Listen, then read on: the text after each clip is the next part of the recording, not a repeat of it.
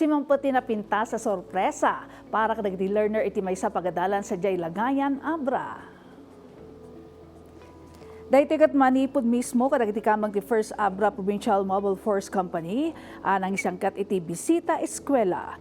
Naragsak ngayon pa iti unit kadagiti ubing ti kasapulanda school supplies kan adapa iti snacks at ti nagragsak dagiti benepisaryo kan manurusuro iti Lukgay Primary School iti sitio Lukgay, Kulyago. Aktibidad anang patibker pa iti panagkadwa ti PNP iti komunidad kan kastamot anang ipaay motibasyon kadagiti learner.